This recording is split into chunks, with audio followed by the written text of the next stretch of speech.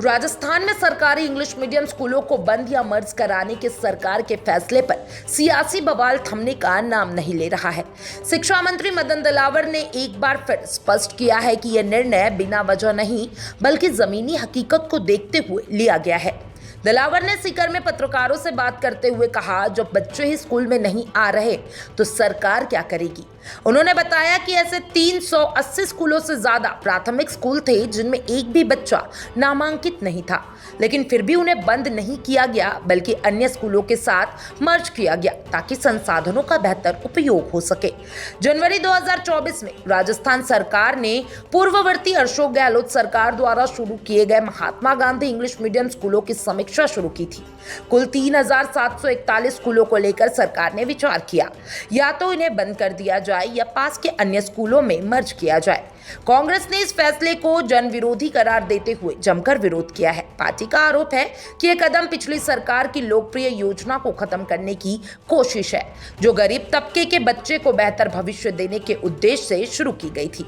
एक हालिया रिपोर्ट के अनुसार राजस्थान के लगभग 1100 सरकारी इंग्लिश मीडियम स्कूल ऐसे हैं जिनमें इस बार एक भी एडमिशन नहीं हुआ। ग्रामीण इलाकों में स्थिति और भी चिंताजनक है, जहां 90% से ज्यादा सीटें खाली है। कुल मिलाकर 3737 स्कूलों में करीब 5 लाख सीटें खाली है। ऐसे में ये सवाल उठता है कि इन स्कूलों के संचालन पर हो रहे खर्चा कितना व्यवहारिक है। भाजपा ने विपक्ष में रहते हुए भी इन स्कूलों पर सवाल उठाए थे। पार्टी नेताओं का कहना था कि कई हिंदी मीडियम स्कूलों को जबरन इंग्लिश मीडियम में बदल दिया गया, जिससे न सिर्फ छात्रा बल्कि शिक्षकों को भी कठिनाइयों का सामना करना पड़ा।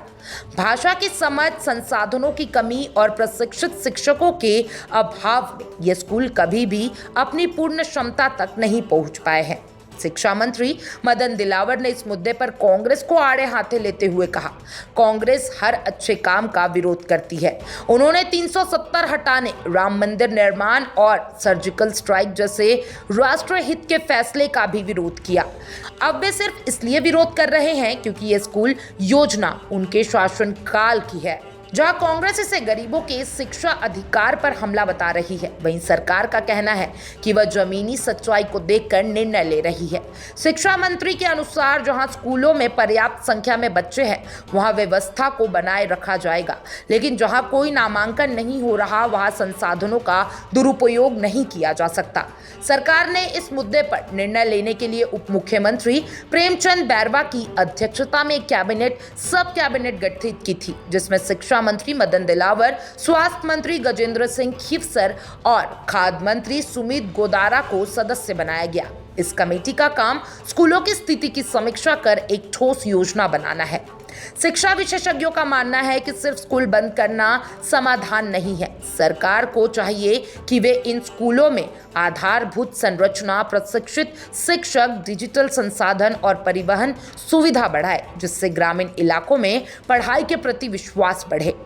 सरकारी इंग्लिश मीडियम स्कूलों का मुद्दा अब सिर्फ शिक्षा से जुड़ा नहीं रह गया है, बल्कि यह एक राजनीतिक बहस बन चुका है, जहां एक और सरकार बच्चे नहीं है तो स्कूल क्यों ये तर्क दे रहे हैं, वहीं विपक्ष इसे गरीबों से शिक्षा का अधिकार छीनने वाला कदम बता रहा है।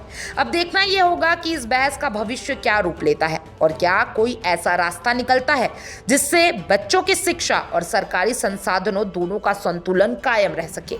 आप क्या सोचते हैं, कमेंट बॉक्स में जरूर बताइएगा और तमाम ऐसे अपडेट्स के लिए चैनल फॉर न्यूज राजस्थान के साथ बने रहें।